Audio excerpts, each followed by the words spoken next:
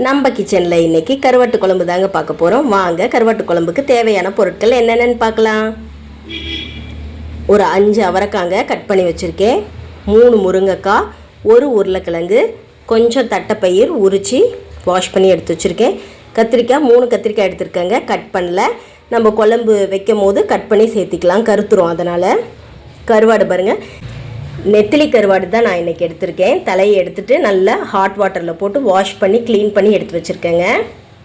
2 கைப்பிடி சின்ன வெங்காயம் உரித்து வச்சுருக்கேங்க, 1 பூண்டு, 1 பெரிய லெமன் சைஸ் புளி, 3 மீடியம் சைஸ் தக்காளி, 2 கொத்து கருவேப்பிலைங்க.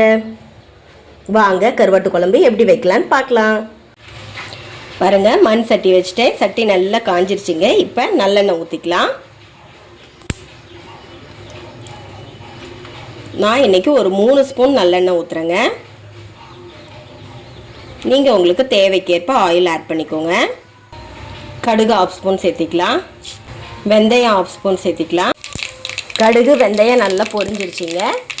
இப்போ சின்ன வெங்காயம், பூண்டு, கருவேப்பிலை சேர்த்திடலாம். நல்லா வதக்கி விடலாங்க.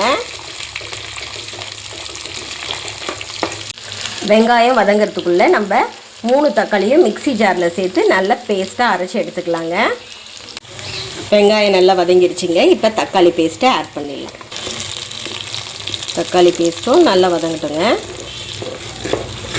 தக்காளி நல்லா வதங்கிருச்சுங்க. இப்போ நம்ம அரிஞ்சு வச்சுருக்க காய்கறியெலாம் ஆட் பண்ணிடலாம்.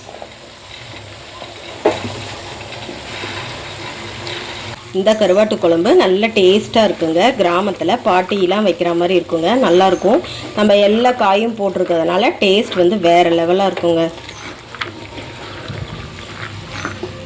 இப்போ நம்மளுக்கு தேவையான மசாலாலாம் ஆட் பண்ணிடலாம். 1/4 ஸ்பூன் மஞ்சள்தூள் சேர்த்துக்கலாம். மிளகாய்த்தூள் 1/2 ஸ்பூன் சேர்த்துக்கலாம். மல்லித்தூள் 1 ஸ்பூன் சேர்த்துக்கலாம்.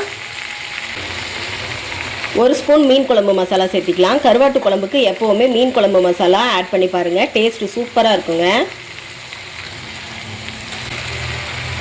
தேவைக்கேற்ப கல்லுப்பு ஆட் பண்ணிக்கலாம். நம்ம ஆட் பண்ண மசாலாலாம் நல்லா கிண்டி விடுங்க. 1 நிமிஷம் இருக்கட்டுங்க. அப்புறம் நம்ம வாட்டர் ஆட் பண்ணிக்கலாம். இந்த ரா ஸ்மெல் போட்டோம். குழந்தைங்களுக்கு சளி பிடிச்சிச்சின்னா இந்த மாதிரி கருவாட்டு குழம்பு வச்சு கொடுங்க, நெஞ்சு சளியெலாம் அறுத்துட்டு வந்துடுங்க. இப்போ காய் வேகிற அளவுக்கு நம்ம தண்ணி சேர்த்திக்கலாம். காய் நல்லா வேகட்டுங்க.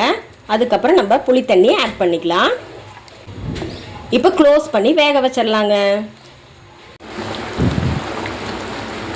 காய் நல்லா வெந்துருச்சுங்க. இப்போ இந்த ஸ்டேஜில் நம்ம கரைச்சி வச்சுருக்க புளி தண்ணியை சேர்த்திக்கலாம். புளி பச்சை வாசம் போட்டுங்க கொஞ்சம் நேரம் கொதிக்கட்டும். ஒரு 5 நிமிஷம் கொதிச்சா போதுங்க. நம்ம கருவாடு ஆட் பண்ணிடலாம். கருவாடு எப்போயுமே லாஸ்ட்டாக ஆட் பண்ணுங்கள். கருவாடு வந்து நெத்திலி கருவாடு முன்னாடியே ஆட் பண்ணோம்னா கருவாடு கலண்டு போயிருங்க. இப்போ இந்த ஸ்டேஜில் நம்ம வாஷ் பண்ணி எடுத்து வச்சுருக்க கருவாடு ஆட் பண்ணிடலாம். 1/4 மூடி தேங்காய் எடுத்துருக்கேங்க, அதை நல்லா ஃபைன் பேஸ்ட்டாக அரைச்சி எடுத்துக்கலாம். தேங்காய் பேஸ்ட்டு ஊற்றிக்கலாங்க. நல்லா கொதிக்கட்டுங்க. ஒரு 10 நிமிஷம் சிம்மில் வச்சு கொதிக்க வைக்கலாம்.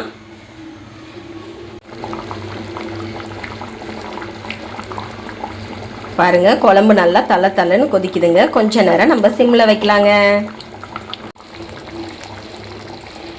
குழம்பு நல்லா சுண்டி வந்துடுச்சுங்க. இப்போ ஆஃப் பண்ணிடலாம். பாருங்கள், மணக்க மணக்க கருவாட்டு குழம்பு ரெடிங்க. பாருங்கள் எவ்வளோ கலர்ஃபுல்லாக இருக்குது, நல்ல டேஸ்ட்டாக இருக்குங்க. நம்ம எல்லா வெஜிடபிள்ஸும் போட்டிருக்கிறதுனால சூப்பராக இருக்கும். நல்லா இந்த காய்கறியெலாம் அந்த புளியில் நல்லா ஊறி சூப்பராக இருக்குங்க. கண்டிப்பாக இந்த கருவாட்டு குழம்பை நீங்களும் உங்கள் வீட்டில் ட்ரை பண்ணி பாருங்கள். இந்த வீடியோ பிடிச்சிருந்தால் லைக் பண்ணுங்கள், ஷேர் பண்ணுங்கள், மறக்காமல் சப்ஸ்கிரைப் பண்ணுங்கள். தேங்க்யூ.